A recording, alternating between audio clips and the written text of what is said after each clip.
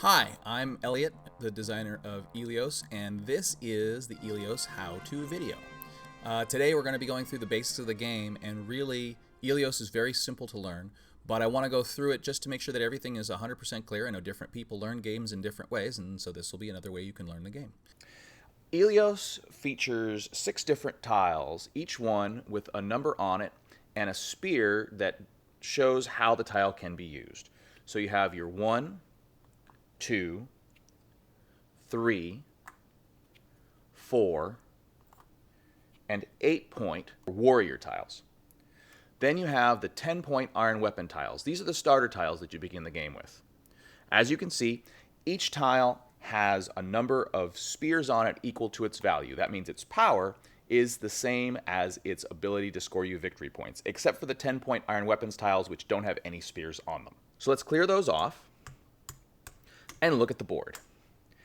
ILIOS comes with a 6x6 board. As you see, it's 6 squares by 6 squares. There's also a 4x4 inset board. Now, you can use that board for a quick game, or you can use it to learn how to play or to play with younger children. But on the 6x6 board, we would recommend that you play with all 6x6 tiles. You can also use a 5x5 board if you want a shorter game. So now we're going to move on to an example of play, and we're going to use the 4x4 inset in order to make the example a little easier to see. And now we're going to be the blue player. So in this scenario, the blue player has a 4 tile, and you can see it's got spears in 4 diagonal directions. The pieces have to be placed square to the board. Now, in ILIOS, when you have your warrior tile, those spears have to aim at an empty tile, which would be one of the starter tiles, or a tile that one of your opponents has claimed. So, for example, this, as a blue player, would be a valid play. You can see that the orange player has claimed this tile, so we're attacking there. This, however, would not be a valid play. The only thing that's aimed at is one of our own claims. So that wouldn't be valid. This is also valid, as is this. This is valid too. Even though one of the spears does aim at one of our blue claimed tiles, it's also aimed at one of the opponent's claimed tiles. So therefore, it's still a valid play. Now, for the purposes of this demonstration, we're going to play here. Now remember, we're playing on the 4x4 grid, and the spear aims at one of our own tiles. That stays as is. And this spear aims at this opponent's orange claimed tile. We take their disc, we give it back, take one of our discs, and replace it. We look and make sure we've done all the possible moves that we have. And then once we've decided that that's the case, we put the final disc on the tile that we played. Now the raid and claim section of the turn is over. Now we want to look and see if we've surrounded anything so that we can capture it.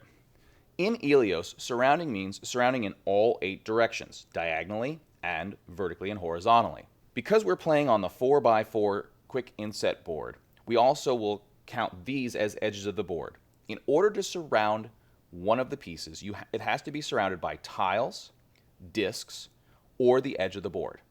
So in this case, we have 1, 2, 3, 4, 5, 6, 7, 8 directions surrounding this particular tile that we claimed at the end of the raid and claim phase. We then get to take this tile off the board, leaving our disc behind to indicate that that space is no longer available to play in, and we put that in our score pile. But we're not done, because there is one other tile that is on the board that is surrounded in 8 directions. If we look at this tile, we see 1, 2, 3, 4, 5, 6, 7, 8.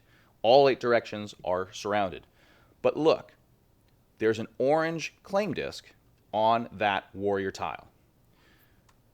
We leave the claim disc behind, but now this tile scores for orange. We scored 4 points, but our opponent scored 10. Even though it's our turn, the opponent can score, and in this case has scored more than we have.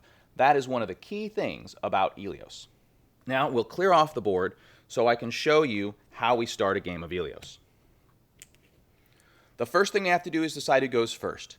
Now, according to the rules, the person who's been the closest to Greece the most recently is the person who plays first. Otherwise, you can use any method you like. I tend to put one disc in each hand, mix them up, and let my opponent choose. If they choose my color, I get to go first.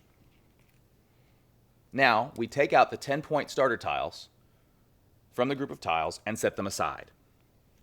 The remaining tiles should be placed upside down to the side of the board. Or if you have a nice little bag you can put them in, which is available at some of the higher levels, you can put the tiles in there as well. Once the tiles are face down, we'll make sure that we mix them up.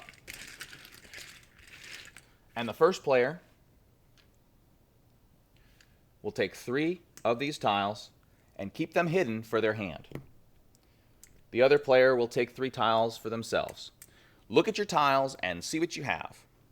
Now, if I'm first, and in a 2-player game, I will get 2 of the starter tiles, and my opponent gets 1. In a 3- or 4-player game, each player gets the same number of starter tiles. Players take turns placing the starter tiles. Again, we're looking at the 4x4 inset board, but this would apply no matter the size of the board. First player places their tile somewhere on the board, anywhere at all. And as you play more games, you'll come up with strategies of where to place your tiles. Then the other player would place a tile, and finally the first player would place their second tile. Again, this is for a 2-player game. For a 3- or 4-player game, each player would get 1 tile. Now, the first player looks at their tiles and makes their first play. And now the game has begun. Once you've completed the raid, claim, surround, and plunder steps in your turn, you then replenish your hand back up to 3 tiles. The only other thing you need to know about ILIOS is, if any time you can't make a valid play, you can place your tile anywhere on the board. But what you'll need to do is, you'll need to show your hand to prove that you have no valid plays. In this situation, we're on the 4x4 inset board, and you can see that there are only blue claim discs on the outside of this particular area of the board. If it's blue's turn, it's clear that we cannot make any valid plays, even with the very powerful 8s, because all of our color is on the outside. In that situation, I could place a tile here, for example, and that would be valid, but only because I have no other valid plays. Now we're going to wipe this clean again, and imagine that the game has gone on all the way to the end. You know the game is over when the entire board is filled with discs. At that point, the only tiles that count are the ones you've actually scored. Any tiles in your hand or tiles off to the side don't count towards the score. You add them up and you see who wins. But let's say there's a tie. Who wins then? Well, then we count the discs on the board. And here we show that there are 9 for blue, but there are only 7 for orange, which means that if there was a tie, that blue would win. And that's basically how to play ILIOS. So now you have everything you need to know in order to play ILIOS. If I've missed anything, or if you have any questions, please ask me here in the comments, or better yet, click here to go to the Kickstarter and ask me there. I'll add my responses to whatever comments you make, or to the FAQ if we have the same questions.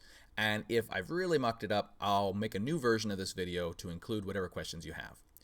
Please make sure to subscribe to this channel, as I will add videos talking about different strategies that have to do with the use of different tiles and how to play ILIOS in general. And there'll be other videos coming up, and of course we will add to playlists for reviews as we get them in, and other neat things that we hope you'll enjoy. So that's it for this how-to video. Thanks for watching. Be sure to rate, share, and subscribe, and see you on Kickstarter.